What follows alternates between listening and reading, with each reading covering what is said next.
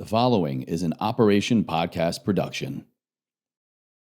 I am not lovable until I'm 10 pounds lighter. I am not going to be able to have fun at this dinner until I have at least one glass of wine in me. I can't even be relaxed or unwind enough to engage from my day unless I've gotten in my sweatpants first. There's just so many if-thens, right? It's limited belief system, that's for sure. And we will believe it. That's why it's a belief system. We will actually believe that that's a fact, that that's true. So it's almost like we're not fully present or even available. We are programmed. And once we can at least parcel out what is our programming versus our authentic selves, that's a great first step. And it helps to like give ourselves permission to not have to respond right away. Yes. Take a beat. Yes. And in that space, I feel like when we can really reflect, okay, is this me? Is this like, whose voice did I just hear right now? And our next steps can be guided from our authentic place. Are you ready for a wild ride? I'm Alexis Artin, and I invite you to strap in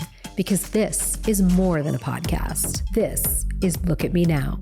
We are back. It reminds me of like, we're getting Doug back from The Hangover. We are back. We are back. We are back. Welcome, welcome, welcome, everyone. Today, if you're not seeing us on camera, we have somebody in a monochromatic black outfit with white boots, and I am here for it. All right. Okay. But the woman who is wearing this pretty rad outfit is Dr. Blair Steel. Hi. And she is a clinical psychologist. She is also an addiction specialist. And, you know, we all know that the hardest job title that she carries is mom. That's right. I mean, that's where really all of the accolades go, is to the mom bracket of this. But hi, Blair. Welcome. Hi. Thank you for having me. Thank you for being here in your monochromatic outfit with white boots. Thank you. I've never felt so fabulous. I mean, you really just own it, own it, own it. I'm inspired. I am so glad that this finally worked out because y'all, this is our third scheduled meeting. That's right. Right? Third time's the charm. The first time I canceled, the second time she canceled, and we both made it. Hallelujah. It is now like the divine time. So Lord only knows what's going to happen in this conversation because it was meant to be. Mm-hmm. Thank you so much for being here. Thank you. I'm really excited to have this conversation on camera in real time with you because you and I have connected privately in the past and it was juicy. And I'm like, we got to get this rolling on the pod. So, first of all, I would actually love for you to just out yourself right out of the gate and share with people what you've already told me about coming on a podcast of this nature. Yes. So when I've learned that the podcast was about me, I was like, me? Like, let's talk about the thing. Let's talk about the theory. Let's talk about the research. The science, right. Nerd alert, right? Let's hide behind the science. Right. And I even squirmed and considered not doing it.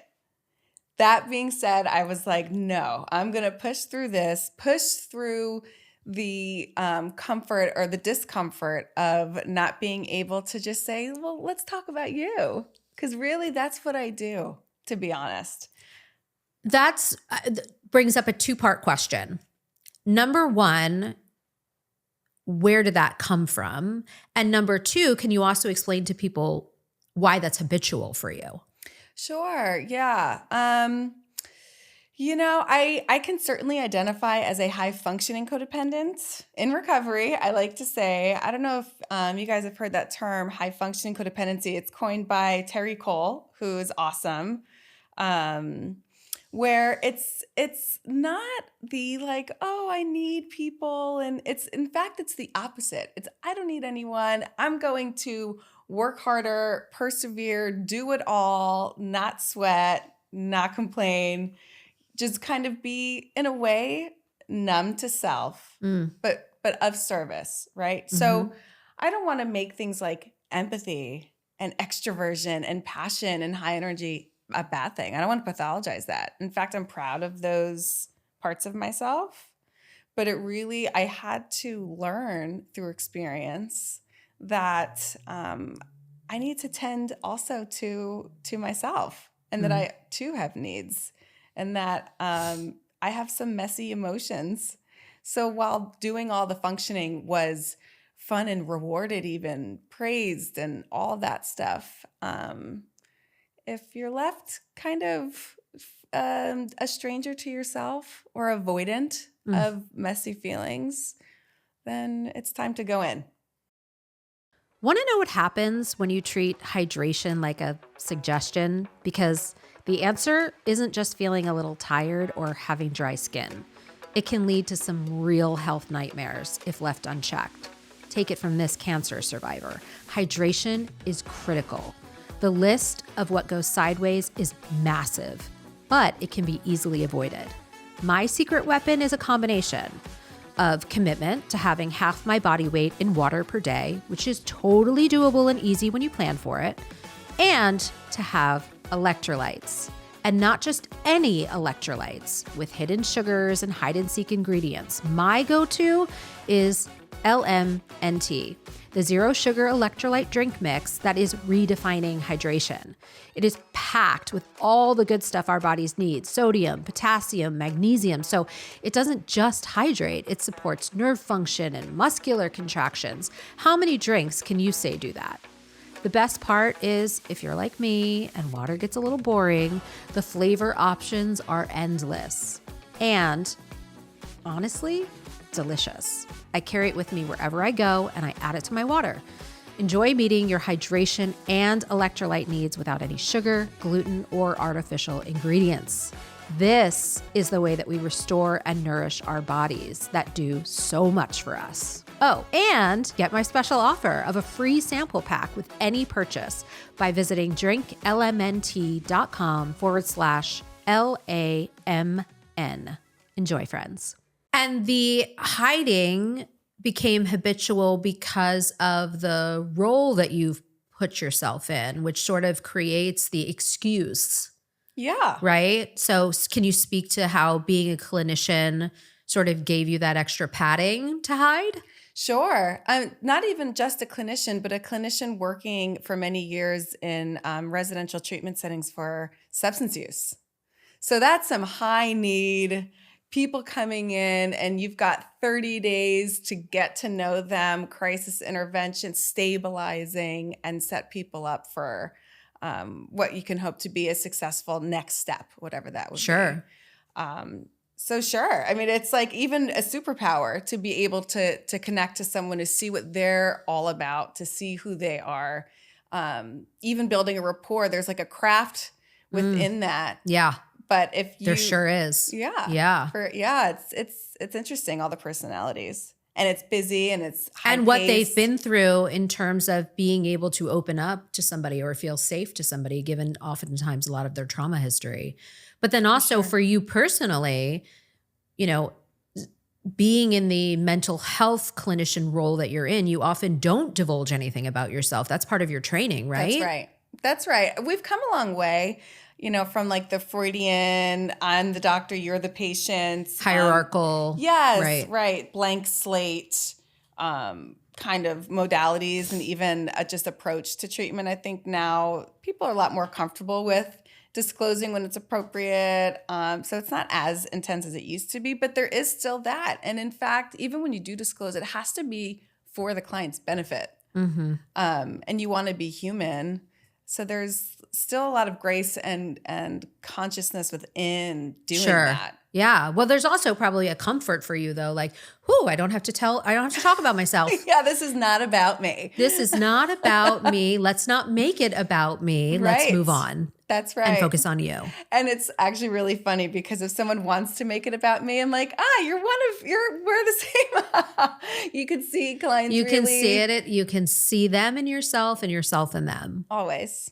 I mean, okay. Well, let's go back like we do on this podcast. We always like to start at the beginning. So like if we turn backward on the timeline and we look at the beginnings of Dr. Blair, where would you say we would start that conversation? Yeah, what can I say? I'm from the Northeast. I'm from New Jersey. Woo woo! Yes. East Coast. That's right. I grew up, my mom's a nurse. She's nearly 70, still working full time, just a powerhouse, running laps around the 30-somethings. That's my mom too. It's those East Coast ladies, man. Yeah, that's right. All up on it. Yep. I don't know why I said man. You're a woman. Whatever. So I grew up there. I have a sister. Parents divorced when I was a teenager. It's definitely a lot of good emotions allowed, positivity, happiness, joy, spread laughter, laugh loudly. And that's kind of where the permissible emotions expressions stayed. were yes, allowed. Yeah. And this is in hindsight, Sure. Well, isn't everything. Right. Yeah, for sure. Especially in our work. Yeah. Yeah. Hindsight is 20/20. Yeah. We see a lot when we look back. Mm-hmm. Right. So I do think I grew up in a bit of emotionally avoidant environment for sure. I think if someone were to say something about sadness or really, maybe not sadness, but just any kind of messier emotion, it's almost like I feel like you could hear the record screech. No one wanted to be the buzzkill. I'm so glad that you're airing this out because I wonder how many people resonate with that are listening. And, the first thing that populates for me is I remember, and I actually just told this story last night at an event where I was speaking. My aunt and uncle died in a plane crash when I was 6 years old, I believe, 5 or 6. And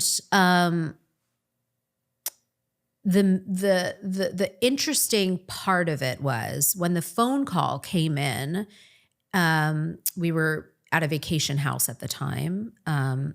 And you could feel the ripples of impact through the house as the news spread of what was happening. And while I was 6 years old, I couldn't comprehend what had happened. I wasn't going to be able to rationally understand, the event itself or what that was going to mean in terms of how our lives were going to change from that moment on. But what I did energetically absorb was something terrible has happened. And there is going to be a massive transformation in life moving forward. That's sort of what I'm sure I am energetically, emotionally gathered. And so my body and brain's reaction in that moment was to be as dramatic as possible because I was just dramatic as it was as a child. I'm still dramatic. For those of you who listen to this podcast, you're very well aware of that. But interestingly enough, so I drop to my knees and I start hysterically sobbing and wailing and throwing my body around and, again, just being extremely dramatic with the emotions that I sensed were, what's the right word? Appropriate maybe for that, for what was going on in the space. Interesting that I chose that word because my father thought it was completely inappropriate. And he turned towards me because he was dealing with his own emotions at that time and didn't have a lot of toleration for the dramatic side of me. And he said, "Knock it off right now. Stop being so dramatic. You're not helping. You're making it worse." I love you, Dad. But, and I have so much grace for whatever he was going through in that moment. I mean, it's a lot. Plane crash, Yeah, it's tragic. And what I absorbed in that moment, though, as a child was there is no place for me to authentically express myself, and especially not at the level that I would normally express myself. And really what that ends up turning into, and everybody has their own version of this, right? We've all as a child been told, whether it's a cliche, children should be seen, not heard, or, little girls don't talk like that. They don't walk like that. They don't dress like that, whatever it is, right? Or moments like I had where it was very direct and pointed. It's we've all had experiences where at a very young age, when we were very, innocent and very moldable, we sort of hijacked or adapted, internalized those moments as, well, I guess I can't be that anymore. Right. Or I guess who I actually am isn't safe, isn't wanted. That's right. Is certainly not going to be celebrated. So let's just shelf that. And even connections conditional. Absolutely. Cut to, I don't know how many years ago now, but I was doing body work with a healer, and he was doing something very painful to my foot. And I was sitting there like, for those of you who can see me on camera, great. For those of you who are listening, like just imagine my whole body tensing, tightening, and squeezing as rigidly as possible, right? That's like what's happening for me. And he goes, "You're not breathing? Alexis, you should be screaming at a level 10 right now." He's like, "I know that you are a dramatic person. Where is the fucking drama? Wow. Let it happen. Where did you go?" Wow. And I was like, it was literally like a vampire sucked it out of me when I was 6 years old, was what came flooding back in that moment. And I, even to the point where I wanted to be an actress, you know, and my dad was like, "Nope, I will not have a child star." Even though I was, you know, people came to me and were like, "We want her to screen test. We want her to audition for Broadway." My dad was like, "Nope. That's not I will not have a child star. I will not have somebody that, you know, isn't going to make it and has their dreams crushed. I'm not going to have somebody that's not earning a living. She needs to be a lawyer. She needs to be a doctor. She needs to be this. She needs to be that." And just, it's just interesting in every which way that I wanted to show up to be myself. It was sort of, that's not accepted. That's not allowed. That's unwanted here. Right. And I just went on that huge tirade, okay, about myself, That's such because an I really example. want people to hear in my story a reflection of what you're talking about, what maybe they've experienced, which is this cutting off of permission to be fully who we are. That's right. And it goes somewhere. It's in our bodies. It's in our bodies. Yep. It's still there. Keywords. These are keywords, people. We're not building a website, but these are key words. And it's amazing. Like this example was very direct and very clear. And I'm sure everyone listening could be like, oof, like you could feel that, like a turtle going back in the shell. 1,000%. And sometimes it is so subtle. It is so is. unspoken, even just what's modeled for us. And when we boil it down, I mean, when we reduce it to a simmer, right? So often what we find as people that do this work, right, to help others overcome these internalized obstacles, right, is we find I'm not good enough. I'm not enough.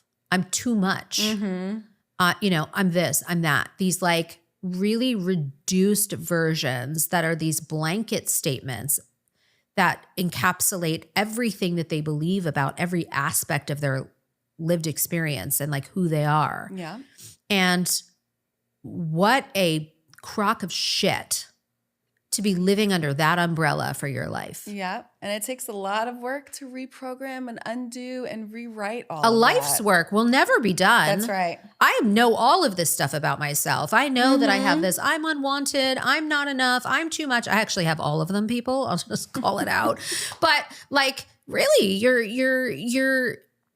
in this situation of like, you'll never be done. I'll never be done facing those. I'm going to keep hitting them as I ascend this spiral staircase, but at least I'm ascending. And That's in my right. awareness, I get a little quicker. Yep. I get a little more insight, a little more aware, a little more enlightened, a little more emotionally fit Right. to deal with it. And it makes me able to step into helping others. Do you find that for yourself? Completely. Yeah. I really do. I feel like we are programmed. And once we can at least parcel out what is our programming versus our authentic selves, like, that's a great first step. And Yeah. it helps to like give ourselves permission to not have to respond right away. Yes. Take a beat with whatever it is. Yes. And in that space, I feel like when we can really reflect, okay, is this me? Is this like, whose voice did I just hear right now? And our next steps can be guided from our authentic place. Absolutely. I mean, I know I just took us way down a yellow brick road that we didn't start off, going down, but let's circle back. Yeah. So you have this household you're living in and it is not very permissive. It's pretty limiting. It is. It's a happy place, and that's that, but still very emotionally avoidant. Sure.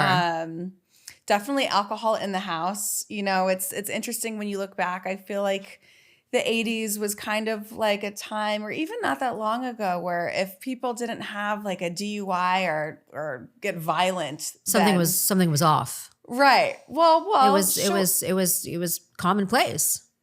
Right. Well, even just alcohol being a constant thing at that time, it seemed problematic. It didn't seem problematic not at all. It seemed like that's just what It was everyone the did. 80s, man. That's right. Yeah, exactly. Let's go. Yeah. But now in hindsight, like I could see, wow, there was almost like an elephant in the room. Still a little space that I think made me a little more hypervigilant as to what's going on in my environment. Yes. Which now I'm grateful for as an ability, hypervigilance, to be able to see and take a temperature and read a room and feel people out. I cherish that. Oh my God, I'm the most hypervigilant person you will ever meet. I remember one time I was high. I'm not going to lie. I was high on the marijuana. I don't do it anymore because it makes me so paranoid, probably because of the hypervigilance. But I remember it was in high school and I was high, and I remember looking around the room and being like, I can read everybody's mind. I like convinced myself but honestly, I really do believe that it was my hypervigilance, like without any guardrails in that moment. Yeah. And I just became ever more aware of my ability to, out of my anxiety, be able to go, what does this person need? When do they need it? How do they need it? Why do they need it?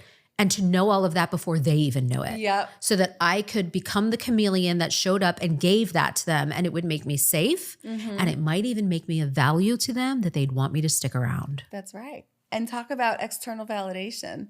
Now that's a little high right there, right? When you like nail Total that. high, Yep, yes. Yep, dopamine flows. My first job actually was working at a restaurant. So when I was like 14 up until even through graduate school, I worked at restaurants and I loved it. It was so fast paced, and it's like, you better believe I'll know what this person's drink is, what this person likes, everything was just set up, and it was, do this, I did it, it's done, like a wheel that felt safe. Like really easy. Like I think of like those Pavlovs, like it was like a really easy to just ring the bell and get the treat. Ring the bell and get the treat. Ring the bell and get the treat. Yeah. Like, okay, I put the dishes on this, ring the bell, get the treat. Right. Totally. Yeah. And I wonder how this sort of predisposed you, or maybe it didn't. Maybe I'm making a connection that I shouldn't be making, but like, how do you end up getting into specializing in addiction treatment? How do you end up getting into being like a clinical psychologist? Like usually our mess becomes our message. Like we become, or we step into a role because we've somehow experienced something that conditions us to do those things, whether it's our parents expected us to do that, whether it was I had an aha moment because I had a personal experience, but what was it for you? I remember since I was 12, I wanted to do this. I always loved people. I thought it was fascinating. I really believed that our thoughts can guide our actions, which could change the course of our lives. And at 12 years old, how do you even know what a psychologist is? Like, were you in therapy? I wasn't. No, I've always loved people. I'm an empathetic extrovert. So it's kind of like my wheelhouse just naturally. And it just blows me away when you see some people go through some shit and come out of it. Some people don't. Why? What is that about? Even seeing siblings like grow up in the same household and veer and do completely different things. I always wanted to do it. I always loved education. I always knew there was no one bailing me out. So that's kind of where the high functioning thing comes in. I knew whatever I was going to do, I needed to go all the way because all I've got is me to depend on. Walk me back from that moment. Where did that mindset set in? Was it because you felt like your parents were very much like, I'm going to let you sink or swim? Like, if you forgot your homework, I'm not driving it to you kind of people? Or like, where did that come from? I think it was modeled. My mom is really a powerhouse. She's not one to ask for help, which I admired. What's the word? Stoic. I used to love stoicism. I was even praised for not having emotions. You'd be a great attorney. You have no emotion. And that would like kind of like, ooh, this is a good thing, right? I don't see it that way now. But, Right. I think that was modeled for me. I love independent women. I really do. I never thought or aspired to like, find a rich guy. That was not my jam at all. Yeah. So I think it was modeling. I think it was like now it's the 90s and women are in the workforce as well. And I was really inspired by that. I couldn't have it any other way, basically. Working girl. You just did your Melanie Griffith thing. Well, okay. I don't know if you know the answer to this, but do you know where your mom got her stoicism from? Because this is such generational stuff we're talking about here. Yeah. I don't know. But she is for sure it. Almost to a fault. Yeah. But definitely. And was she really, would you say that she was the main reason for your house having such stoicism? Like no permission for anything but, a pasted smile? A bit of a perfectionist for sure. Again, love you, Mom. We all look. Our parents are doing their best. 100%. Our parents are doing their best with what they grew up with what they are equipped with, the tools that they were equipped with. I mean, I tell what most people would deem horror stories about my parents all the time. But I always cap it with, I love you and I totally understand why you did it. Totally. I'm not coming at you with any blame. I'm not pointing a finger of shame. Right. It is storytelling for the sake of, wow, look how resilient we are. Look at how much opportunity we have to learn and grow from our experiences. It's not to make them right or wrong. For sure. And really, and given so much. We love you, Mom. Yeah, Dr. Blair's mom, we love you. We love you. So much. Yeah, exactly. You've made an incredible human here. Oh, absolutely. Thanks. And how ironic that it's like, if I think of the one thing that I kind of needed is what I do now. So I love how you say your mess becomes your message. I love that. Yeah. Because literally what I think therapy is just holding a place, a safe place for people to just be. Yes. No judgment. You don't have to take care of me. There's no fallout. It's just really, let's go there. And I almost did it like I was fascinated by it for a while. And I was in the field before I really sought my own therapy and did my own work. So I almost wonder if I was just like paving the way to kind of experience it, but still in a safe way. Yeah. Oh, that's insightful. That's deep. Yeah, no, that's a good catch right there. Yeah. I mean, I also wonder like how and why did you go into the specific niche of addiction? Well, here we are, right? I work a lot with high-functioning alcoholics. I think that's kind of where I grew up, and I even see it in me. Like I definitely drank alcoholically in my 20s into 30s, not, really scaled that back a lot. And not even that consciously. I just suddenly couldn't sleep well. So it like wasn't as fun, I guess. Yeah. But in my head, I really, the thinking problem that I had, we can call it that, was like, alcohol, the reward, it's like the instant vacation. We're not having fun until, like, I definitely fell into that way of thinking. Hold that thought. Yeah. Let's put a pin in that for a second for people. Like I really want to hold that up to a mirror or a magnifying glass for people because that is so true, not just of drinking, right? It's like, I am not this until that. Right. Right? I am not lovable until I'm 10 pounds lighter. I am not going to be able to have fun at this dinner until I have at least one glass of wine in me and I feel like I can converse more confidently or easefully. I can't even be relaxed or unwind enough to engage from my day unless, I've gotten in my sweatpants first and, whatever. Like there's just so many if thens, right? And those are conditions that, well, I actually want you to speak to that.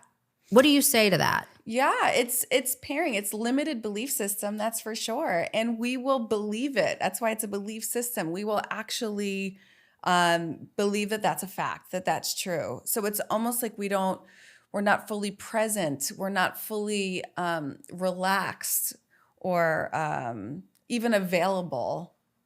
And in your opinion, why do you think that people hold on to that? Let me think. I mean, I'm just thinking off the cuff. It's kind of safe. If anything, it could give us permission to not fully be. Yeah. Right. It could be a little bit of a cop out. Yes. All of the above. Yeah. Answer is D. All of the above. Yes. Yes. And we all do this stuff. But we all record, do it. That's why I'm putting a pin in this and like pulling it out for examination because we do this like all day, every day. And I don't think we realize that we do it. Yeah. Right. And I'm when so I finish this paper, then I can have lunch. When it's like, but your stomach is like making awful noises. Like you need to go eat and then you can come back and do the paper. Right. But it's like, we do it on the small scale like that. He's ever going to love me until I stop looking like this or acting like that, whatever. Yeah. Let me just say, sidebar, I'm feeling so grateful to be in a conversation where it's we. I just thank you for that. Because it's really a rare thing for me. It's a lot about the others. So this is fun. And I think shame has a lot to do with it. If we question people's behavior, shame is usually in there. Brene Brown talks a lot about shame. And and it's once we can talk ourselves out of that, like, I'm not good enough. And then you do it, then it's like, well, who do you think you are? Right. Yeah. So then we get like another fucking 1-2 punch on the other side. Yes. It's hard. It really is. But I think like, thank God for Brene putting it on the map. I know. Gotta so love her, courageously, right? So vulnerably courageous you are, Brene. Which is not her like default. That's for sure. You can tell she really works hard at it. She does. God bless her. I know. And I think that there is so much more room for that to swell, to reach people on such a deep level that it saturates their beings. Yep. So that they know, like, okay, shame is a choice. Very often, shame is a choice. I don't want to make a blanket statement. Okay. I'm wary of blanket statements always, but I just made a blanket statement about a blanket statement. I said always. Oh my God. Help. But I don't want to make a blanket statement, but there is something about that we so often choose to beat ourselves up. Yeah. We so often choose to feel regret, to place blame, to punish, torture even ourselves for things that we have done, things that we haven't done, things that have happened, to us or towards us that we're taking responsibility for, which is, it was not our side of the street. I mean, there's a lot to unpack in that. But I think what you're speaking to is so important, is for people to even just peel the veil off of, well, where am I doing that? Yep. Where am I taking an over responsibility or making a choice to make shame part of the equation when mathematically it's not. Where is this coming from? Where did I learn this from? A lot of this stuff is learned behavior. And you can look around the world and see like why in some areas it's permissible to do certain things and others it's not. It's just, we're like funny little humans who have these little guidebooks. Funny little humans. A lot of it is pretty contradictory. Like I'm thinking of that at the part of the Barbie movie where America Oh, her monologue? Yes, talking about the ever, conflicting guidelines that we are faced with on a daily, Can I have an honest moment? Please. I should have written that monologue. I've been saying that shit for years. And then America gets an Oscar. I'm like, what? Right. Oh, man. Right. I even think with money, here we are in a world. I mean, there's places in this world where a man would stab another one for $10, okay? And then we're all working, we're all trying our best to make it. And then if you actually make it, you better not talk about having made it, because then everyone hates you. What a destructive cycle. I know. What a destructive cycle. It is. Yeah. Okay. Well, okay. So you become like, we got to get out of this. Got to get out of this hole with Doug here. We could do this for hours. Mm-hmm. So we've gone into this like clinical position, and we've gone into really wanting to study addiction. But when you went into clinical care, did you start with wanting to go into addiction, or was that a process of evolution? That was a beautiful mistake, actually. It was just a coincidence. It was, or was it? Or not. Right, exactly. Wink, wink. Exactly. Nod. I did my first internship at a treatment center called Beit Shuva here in LA, which I really fought to get into. The number one reason why is because it was really close to my apartment, truth be told. And I was like, I am not traveling all across the city. I think people can relate. For a job that doesn't pay. Especially people who live in densely populated, heavy traffic areas like Los Angeles. Yes. Yeah, exactly. Yeah. So that's what got me there. And I actually ended up meeting my husband there. So I'm so grateful. Even a lot of things now still go back to those. It was like 2012. But let me tell you, when I met my first client, I thought, these are my people. I just felt like I got it. Maybe, like I said earlier, I feel like it's in me. I've been a little too responsible. I don't go off the rails. Yeah. But I feel like I could, if there was some trauma, or if there was some trust fund, or if there was something that could have me loosen up some of my reins of responsibility, which I don't ever, I don't see that happening, but I just felt like I got it.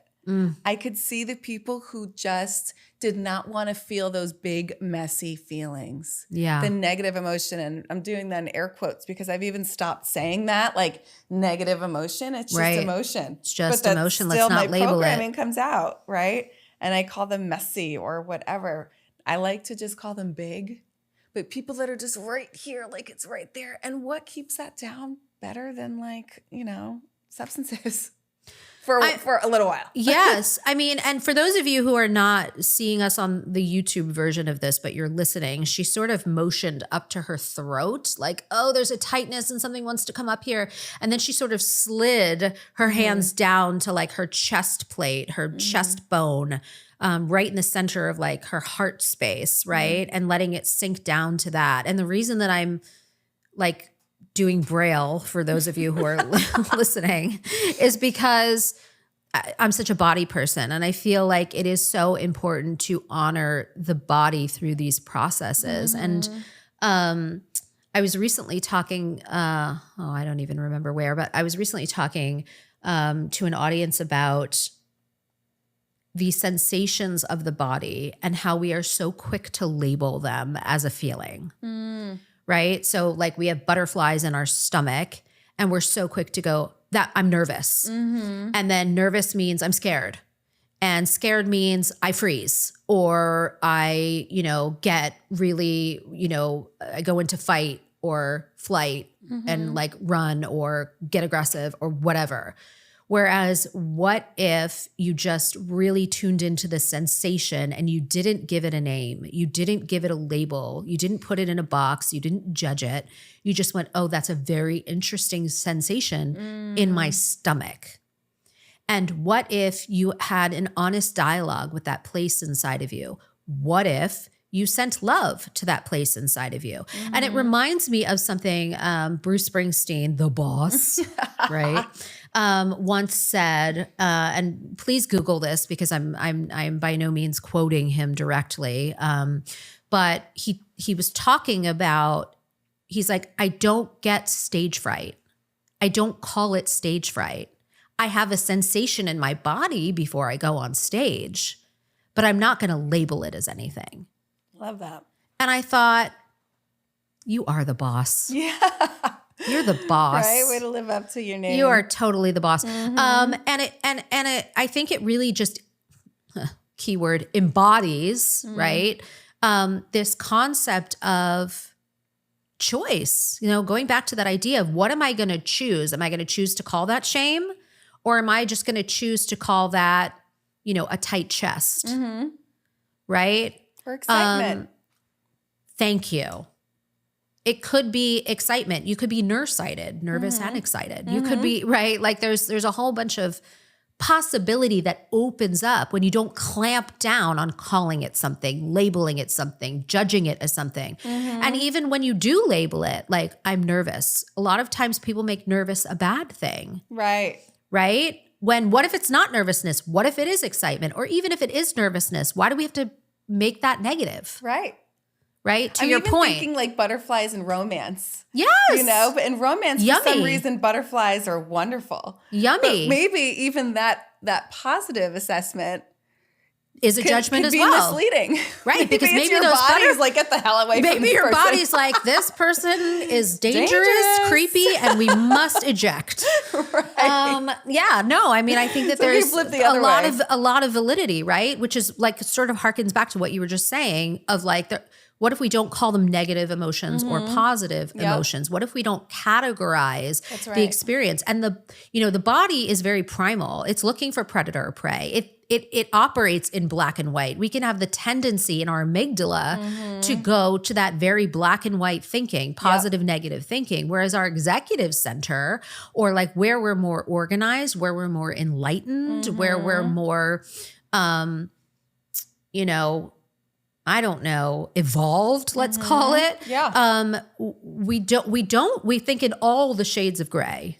That's right. And I think that there is something to, oftentimes when we do feel a sensation, especially if it's one that is unfamiliar or maybe it doesn't feel necessarily pleasant, we'll immediately go into that black and white amygdala thinking of like, predators on the prowl. We got to get out of here. We got to freeze. We got to camouflage. We got to do whatever we got to do. Right. And it doesn't always necessarily serve us. We have to pause and get into that executive center and into that place of like in more empowered decision making. Which is a hard place to access if you're really in a heightened state. So what you're talking about, the pause is everything. It really, truly is. It's adaptive for us to go into the amygdala, because if we're perceiving a threat, now we're primal. Yeah. we are not. Yeah, we are Lord of the Flies. Pros and cons. We are Lord of the Flies. Exactly. Yes, and that's kind of frustrating. Yeah. It really is. I wish that our evolved self could be with us more readily available when the times in the moment that we need them. And they're just not there usually. I mean, it takes breathing. Yeah.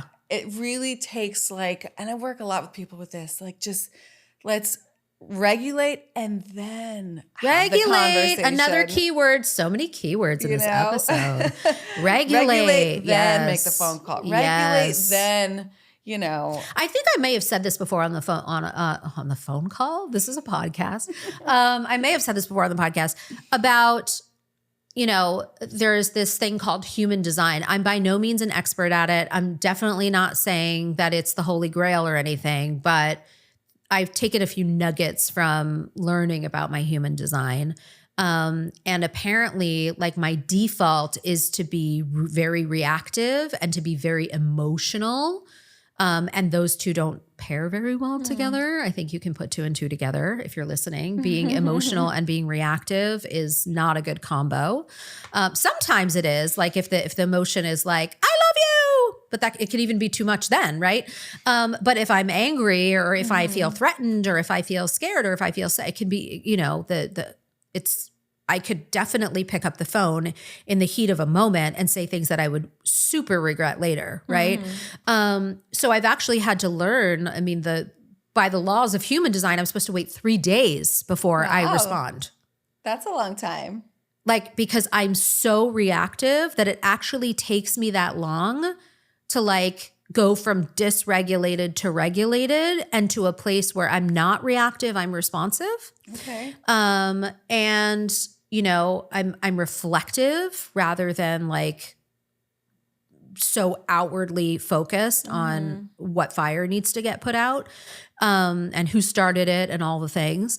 I don't actually think it takes me 3 days because I'm a pretty embodied person and I understand dysregulation and regulation, but I think there is wisdom in what we're talking about for anybody that's listening in terms of what does it take for you to stop, drop, and roll. Like put the fire out first.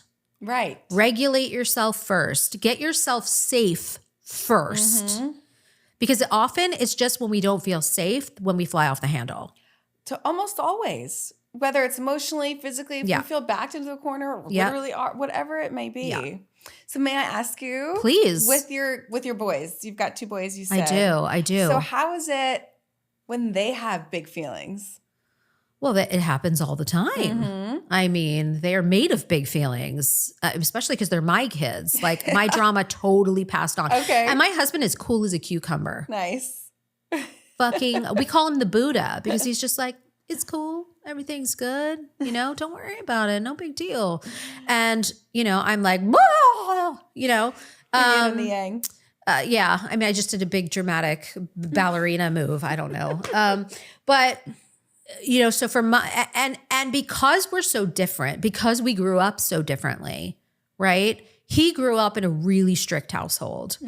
I grew up in my dad was strict and my mom wasn't household. And well, actually, I think my husband grew up like that too. But what was very, very different was that, you know, I was a very expressive person. My husband was not a very expressive person, right? So my husband like knew who he was really early on. I still don't know who I am. I'm like still looking, right? Halfway. But you know, there's just like these core essence differences, right? So that shows up in our parenting. So when my kids are acting like me and having these big, massive feelings, my husband's like, what is going on here? First of all, I don't understand big feelings. So what is this? And even if I did understand them, I definitely would never express them like this. You know, the way that I grew up, like this needs to get shut down. You know, the monkeys are taking over the circus. Like, no. Whereas for me, I'm like, do not do what my dad did to me and stop them from expressing themselves. Like they have to follow their dreams. We have to support them. You know, my 10-year-old's like, I'm either going to be a YouTuber or a professional gamer. My husband's like, I'm going to go slam my head against a wall. And I'm like, no, we have to support their dreams, you know, not to the point where I'm like, look, if you want to be a gamer, I will support you in being a gamer, but you have to equally support me in my appreciation for education. Yeah. Right. So quid pro quo, dude. But you know, it's really interesting to have that difference, that dynamic difference of when a child is having really big feelings and you're there to hold space for that, while your partner, the other side of that human creation, is going, this is intolerable. Right. This is mutiny. We can't have this on our ship. Like, no, we are the parents. I would have had a water bottle thrown in my face if I acted like that as a kid, you know? So it's, you know, and I have to say, I feel like my husband the parents did a much better job than mine did of raising kids. Like, again, love you, mom and dad. Yeah. But, you know, so part of me wants to defer to that expertise, but then there's another part of me that goes, some of the damage that was done to me feels irreparable. Like trying to, put that in a box. And, hindsight being 2020. Like, why did you do that? You stole my dreams. Right, my because magic. I internalized you're not good enough. You're not, you know, whatever. Yeah. Rehash old story here. It's wild as parents. Yeah, I mean, constantly like reparenting, reflecting. And every expert has a different opinion, right? Yeah. Every child behavior expert has a different opinion. Right? Yeah. It's like never raise your voice, love them to death.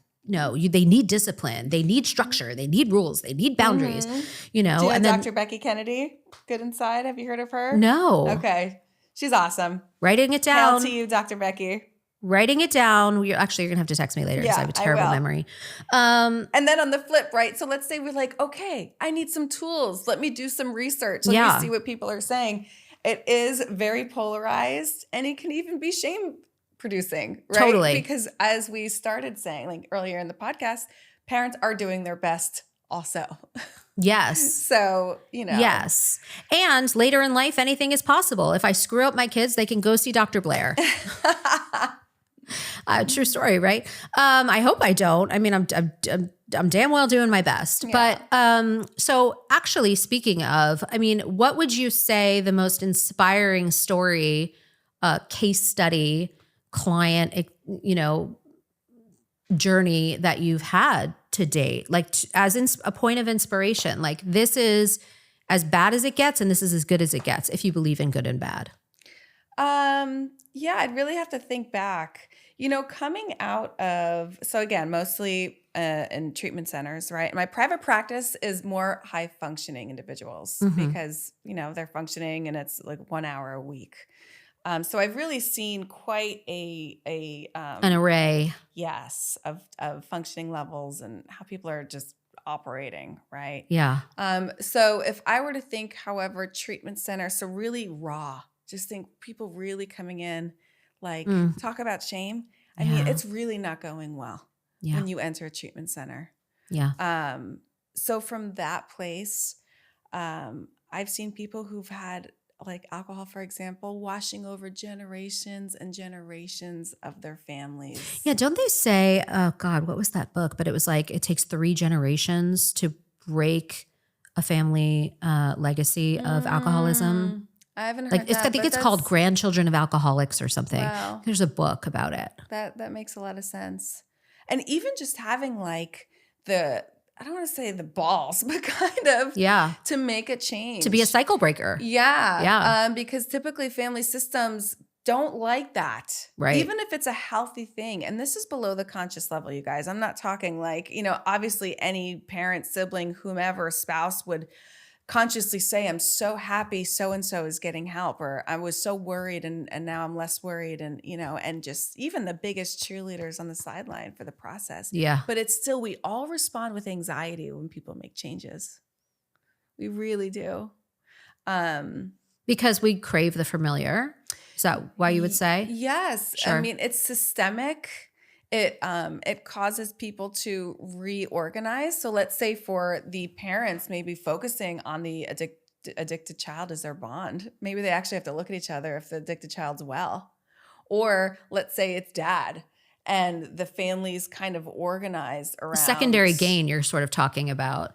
Like everybody's benefiting in one way or another. They wouldn't be doing it. They wouldn't be tolerating it. They wouldn't be engaging in it. Like there has to be some benefit. And oftentimes it's not conscious. It's very hidden. That's right. What that secondary gain is. And until somebody becomes aware of it, then they're faced with the choice. Do I want to continue getting the secondary gain, or am I willing to let it shift? Right. Or even like boundaries, poor boundaries or communication within a family. If someone's like, okay, this doesn't work for me. Let me come to you. How about you don't give me your opinion unless I ask for it? That's going to piss some people off, especially if it's been years of whatever. Or let's say mom has so much joy in doting over the child, even the adult child. Yeah. But it's not working. Now the adult child is frazzled, feels like maybe the roles get reversed, right? Yes. I know like the parentified child is kind of a hot term. I just see it a lot on social media. I'm pinning this one too for a second. Let's zoom in. Let's double click on this. Which is to say, one of my mentors, Dr. DeMartini, I shout out to him all the time. But he always talks about how all anybody is actually really interested in is getting their highest values met. I love that. And if you link your highest values with anybody else's highest values, if your highest values, they help you reach those, and their highest values, you help them reach those, then that's all anybody actually wants and cares about. And if you are dialing in and focusing in on knowing what someone else's highest values are and knowing how your highest values can help them achieve their highest values and vice versa, you're always going to come out winning in relationship to them. I love that. And that really always just sticks to my ribs in everything that I do, because that is the only thing that brings you closer versus repels you, like magnetically towards or away from anything, including another person. I love it. And so there's something like a takeaway, a take-home baggie, a doggy bag for you all in this, which is really knowing what it is that motivates somebody. Like we're talking about secondary gain. They're getting a benefit out of it. Right. But is it actually the benefit that they're really looking for? Is there a better benefit to be gained on all sides once you actually really dig in? That's right. And I think even if someone were to become aware of that secondary gain, it could be horrifying for someone and maybe so painful. That's what keeps it below the conscious level. Right. But when you're highlighting somebody's highest values, they're like, ooh, I'd love to drop this and reach for that instead. Totally. So it takes away the animosity of all the things you're saying that could happen because people aren't going to be offended or get their feelings hurt or feel the ouchies, right? When they're like, wow, you're seeing me, you're seeing my highest values. That's where we're going. I'm in. Yeah. It's amazing. Yeah. So I've seen, back to your question with the case study, you know, I'm having a hard time locating one because I've seen a handful. So many, yeah. And really it comes down to being the cycle breaker, being willing to even be cut off if that's what it means for them to be well. Like when you see someone's lights come on and you see that authenticity, like just kind of, it's like a glow. Yeah. Yeah. And you see that happen. It's so funny. I have another friend who works in substance like you. And she said the almost word for word, the exact same thing that you just did. It's magic. And there must be like a moment. There must be a thing that actually happens when you see the light come on in their eyes, in their being, like, because I heard it described exactly like that before. And it's amazing. Like a spiritual person could get behind that and explain it their way. A scientist could get behind that. A neuroanatomist could get behind that. I don't want it explained. I just let the magic be the magic. It is. That's right. Let the magic be the magic, right? And this is not to say, like, for anybody who's in therapy and hasn't had that moment yet, that you're missing something. Like, it's a process. It is. It's a process, and it looks different for everybody. Truly. And your miracle is coming.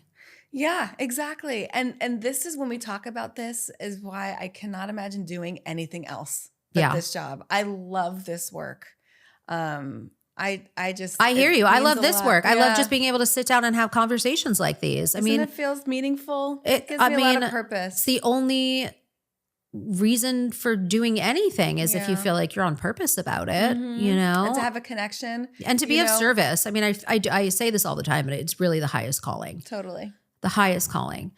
Okay. Turn forward on the timeline. Okay. We've looked past, we've looked at the present. Let's look forward. What's on the horizon? I'd love to write a book. I'm really trying to hone in. I'm really passionate lately of working specifically with women with alcohol. I am finding this wild pattern of PMS and PMDD being linked to relapse in women. I had a woman come into treatment 11 times over the course of nearly 2 years. Badass woman. Owns her own company, just, you know, has alcoholism for sure. Every single time she came in, she'd get her period the first week. And it took us so long to piece it all together that she likely has PMDD. And it was in that week of dysregulation, she'd fly off the rails, more impulsive, feel a lot of, we've all felt it, anger, rage, just a turmoil inside of her. She would turn to wine to soothe. She'd get real bad real fast, and she'd go into treatment. And a couple days later, brain exploding emoji. Okay. Insert that emoji.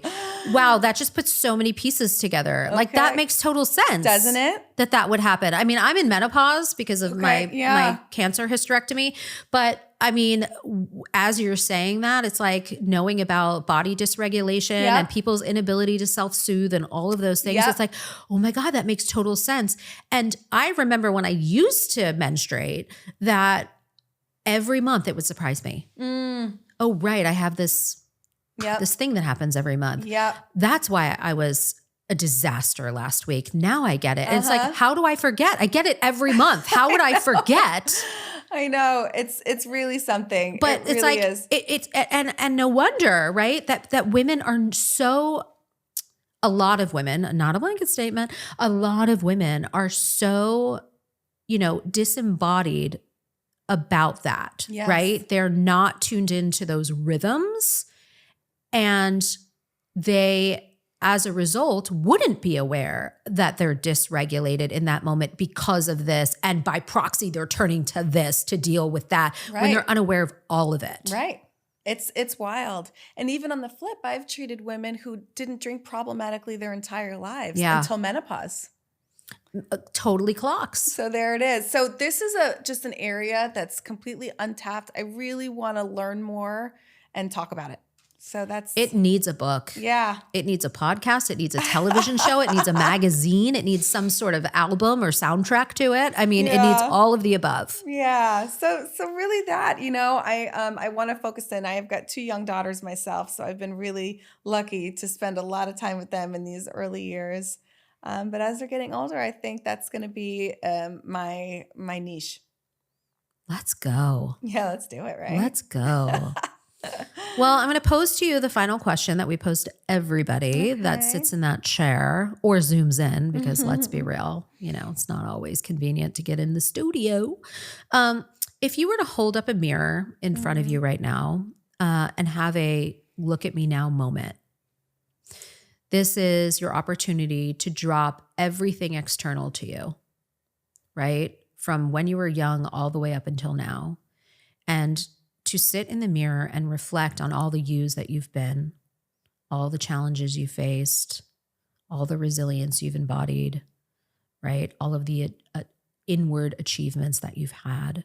If you were to look in this mirror and say, I see you, I acknowledge you, I validate you, no matter what you've done or not done, you are worthy of love. What would you say to the woman looking back at you in the mirror? I would say life is messy and let it be. Don't try to control or fix or control the outcomes, or just let it be. There's a lot of joy in that. Letting your mess become your message too. Yeah. Remarkable. I love it. I can't thank you enough for pushing your edges. And thank you. Yeah. I got a little sweaty, but let me tell you. You just tiptoed right outside that comfort zone. You just tiptoed right outside that comfort zone, and we're here for it. I did tell my daughter Naomi I'd give her a shout out. So shout out Naomi and Olivia. Naomi and Olivia. We love you. What a fantastic mommy you have. Oh, thanks. Yeah. This has really been special. I appreciate it. It's been very special, and I appreciate it. I think we all appreciate it. I hope we all appreciate it. And if you don't, there's other podcasts. So anyway, I want to make sure that everybody that is listening and does appreciate it knows how they can be part of your world. How can they find you? Yeah. So drblairpsyd.com is my website. You can find me on Instagram at drblairpsyd, BLAIRPSYD. And I'm there. And she's there. That's it. We did it. Yeah, we did. We really did it. Thanks, Third time was Alexis. indeed a charm. It was. And that's a wrap for Thank Look at you Me so Now. much. We'll see you Thanks next for time, having me. everybody. Love you. Bye.